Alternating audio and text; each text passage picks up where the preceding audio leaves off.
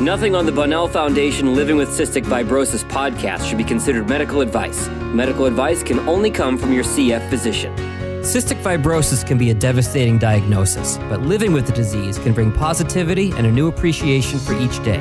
From the Bonnell Foundation in Detroit, Michigan, it's the Living with Cystic Fibrosis podcast. Here's your host, Laura Bonnell. Bike to Breathe is coming up quickly, and two of my friends and partners in the CF community are getting on their bikes to raise awareness about cystic fibrosis. This is a Boomer Esiason Foundation event with CF Ambassador Jerry Cahill of New York getting on his bike, joined by Emily Schaller here in Detroit and founder of the Rock CF Foundation. Welcome, Jerry. When and where do you hit the road? Well, we hit the road on Sunday. We arrive up in Boston. We have to do a couple of kind of drive-bys or bike-bys on Sunday, but we officially start on Monday, and we start at Boston.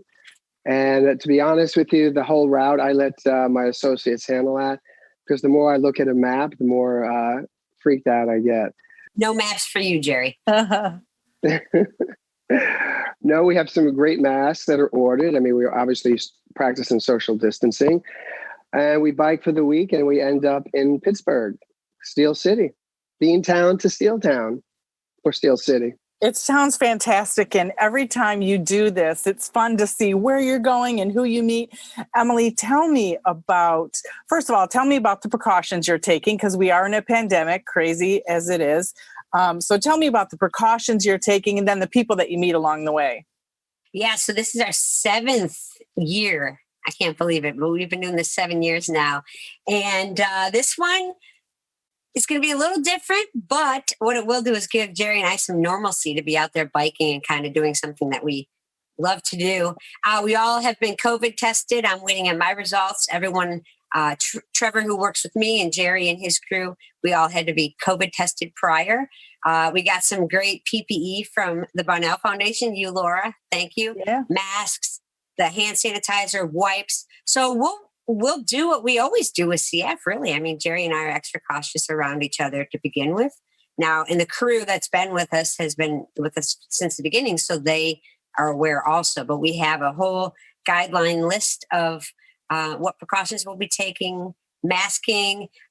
The people we'll meet along the way, it might be a little different this year because they're not out and about as they normally would be, like standing in line at an ice cream place where we regularly meet somebody with CF. But you never know. We'll see some of our sponsors and hopefully see some families from 6 feet away.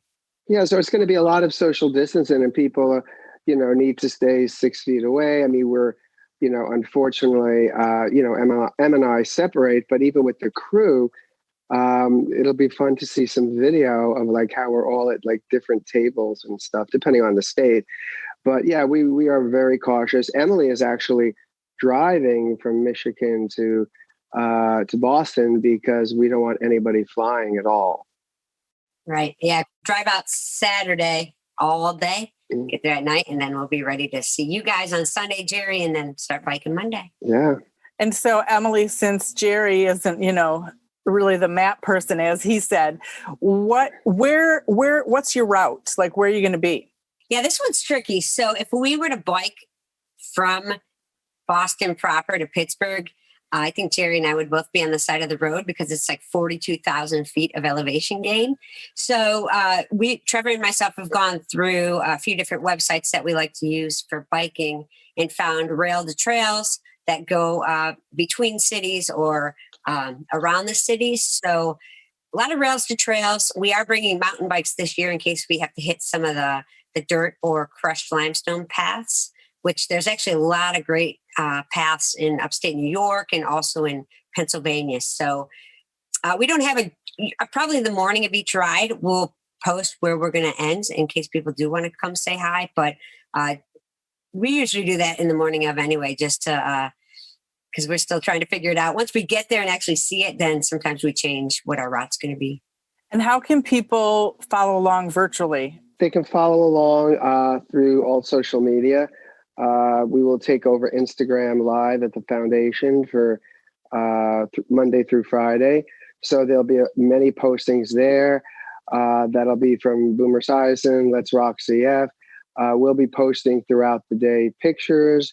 The support crew follows us as much as they can. So every so often, they'll get a few pictures in here. Emily and I, obviously we're not road monsters that we just bike. We have to take breaks and hydrate. So we take a couple of fun pictures along the way, and we'll post them as we go. And how much do you feel that this raises awareness about cystic fibrosis and gets people fired up to continue following you and, paying attention to CF? Well, I'll start with that, but I'll let Emily continue. I mean, I'm 64 with CF. It's the single most important thing. Exercise is the single most important thing in my life that's kept me healthy. So it's really important. It's great to see like Emily out there now really jumping on board with exercise. It's a form of airway clearance. And I just think it's a way that people need to engage. And everybody talks with CF about, I want to be normal. Well, you got to be normal. You got to get out there. You got to exercise as much as you can and be safe about it. And we don't want, the world's not going to stop because of the pandemic. I mean, if the world stopped for me and I sat home and stared at the walls, even though I had a transplant, I'd probably get pretty sick. So getting out and exercising as much as we can, as long as we're safe, I think is a key factor. But I'll let Emily take over from there with her response. Oh boy. Yeah. So for me, I mean, I started exercise on my own, but it wasn't until I found Jerry's story, 13, 14, 16 years ago now, that really kept me going and saying like, wow, this guy's still alive in his 50s because of exercise. That really inspired me to keep on going and set new achievements and heights and goals. And now I'm running marathons and doing these bike rides with Jerry.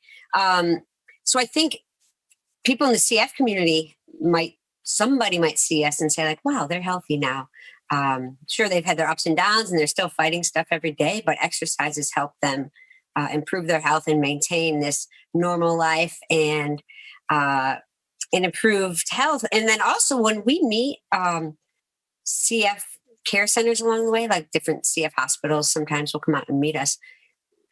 The care team gets to see us in person and talk to us about exercise. And that just excites them to go back and talk to their patients about exercise, because Jerry will talk about his success story and how the programs at the Boomer Esiason Foundation are helping those with CF who exercise and who are going to college. And then also with Rock CF, we have the shoe program where we donate running shoes. So these things are often relayed to CF patients by the CF care team. So we meet families along the way. Sometimes other patients, a lot of them follow us online, but it's those in-person visits with CF care teams that I think go a long way too.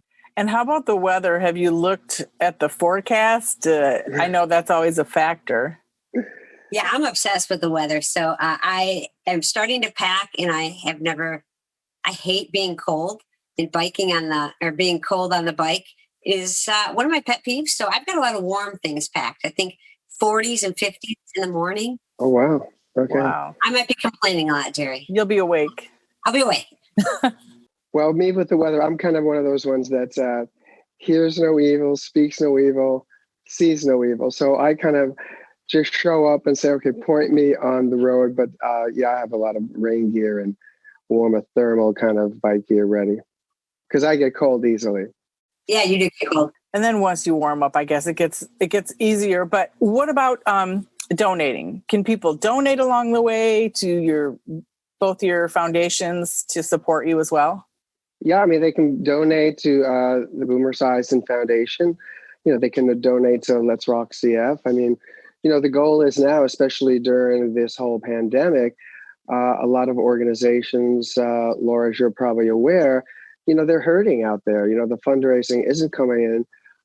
So there's a lot of programs out there that, you may be doing, Emily may be doing, the foundation may be doing that. They're on hold, or they've really slowed down a lot. So the more money that we raise through a lot of small events, it all adds up, and we were able to give more scholarships, transplant grants. Emily, I'm sure she has a lot of people there wanting to get the sneaker orders and things out there because people want to get out and do stuff, but financially it's a burden.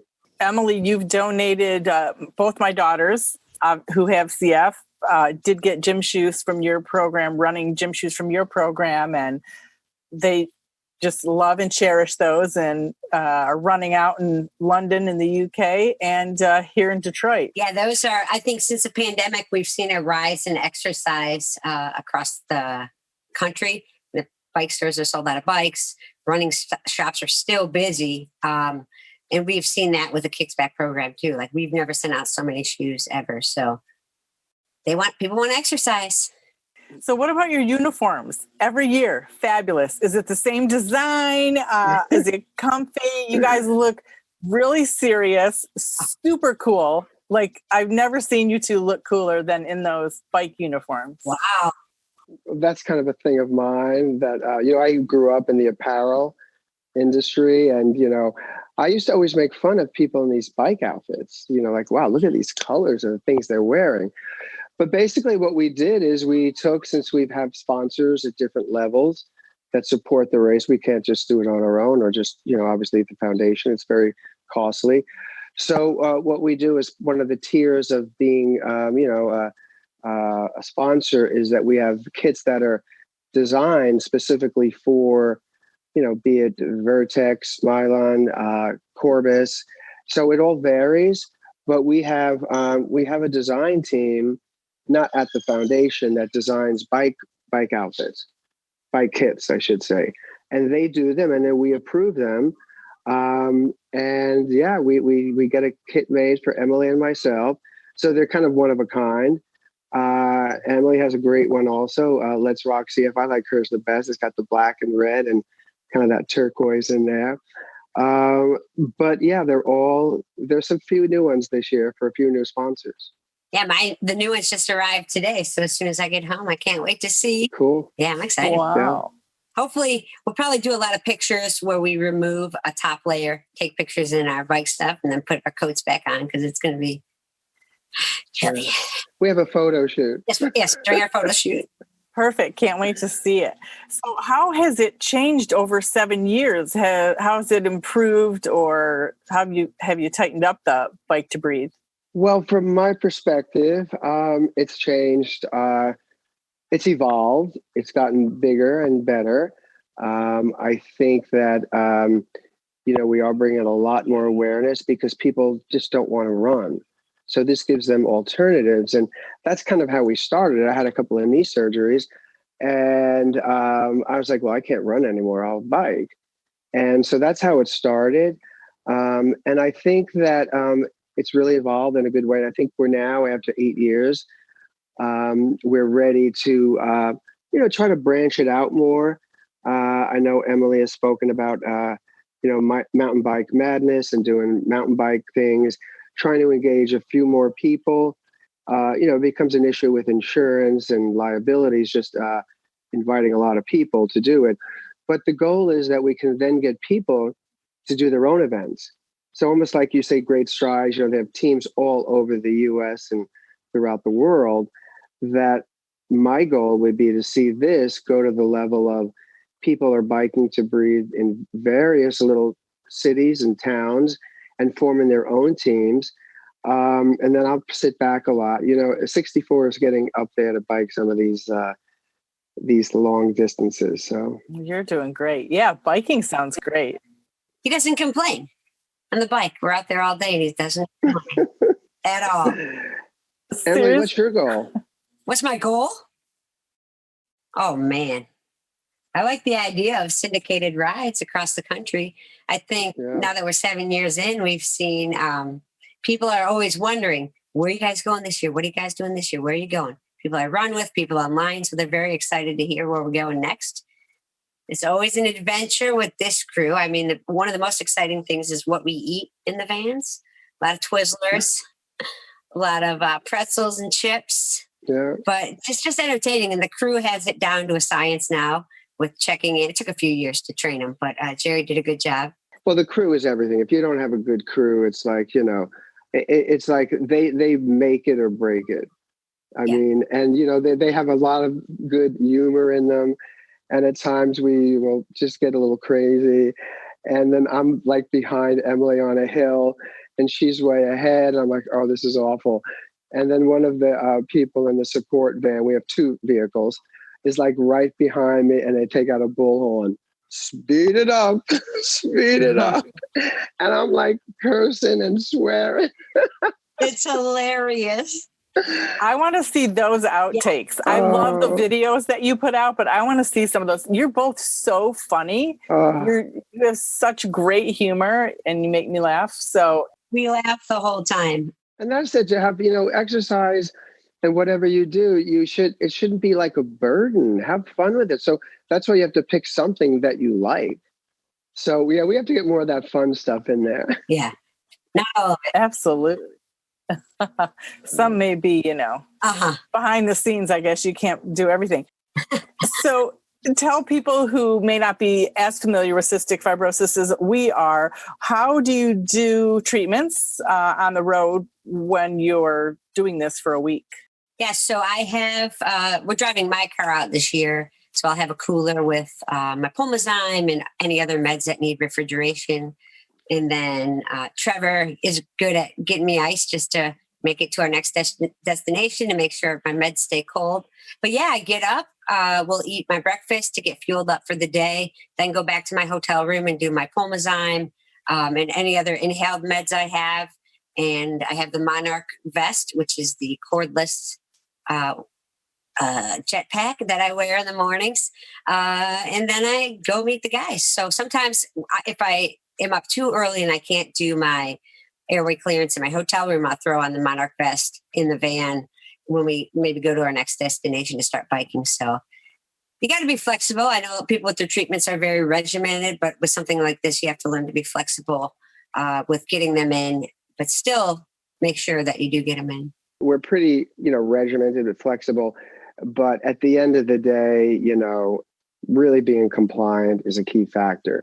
You have to stay compliant because, otherwise you can take some nosedives and get sick. And even with, transplant, I don't do as much. I don't really do any aerosolized medication. It's just every so often I may use like the Toby Podhaler or various things. And, I will use Pulmozyme every so often, depending on my transplant team. But for me, it's a lot of pills, but they're all timed. So I have to make sure that if I have to take a pill at 8 in the morning, I don't wait till 12 because it throws off all the timing and your, the blood levels.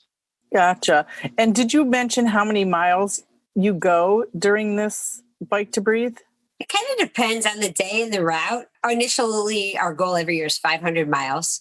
BEF is big on safety. I'm a wild woman. Like one year I was like, let's ride here, guys. And they're like, get off the road right now. Yeah. They wouldn't let me bike where I was planning to bike.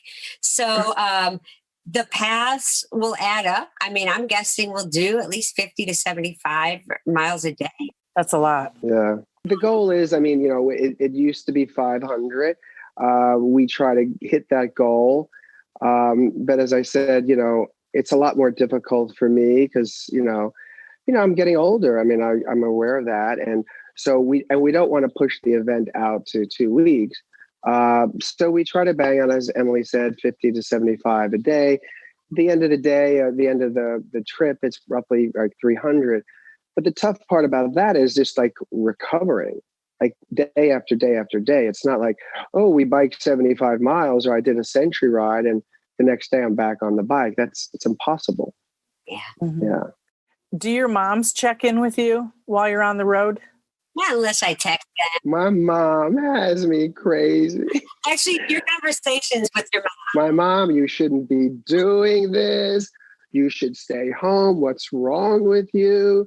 You're a grown man. You're not a child. I still get that at 64. Wow. You should hear when he is on the phone with his mom or one of his aunts or uncles. It's hilarious. Oh. Yeah. Ma, what do you want? I'm busy, Ma. I can't talk. What are you doing? I'm biking.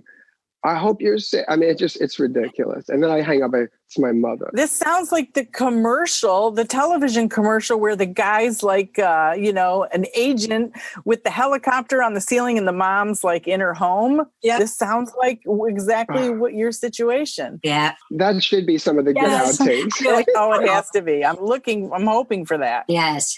Yeah. Well, what else do you love is some of your favorite parts of this Bike to Breathe?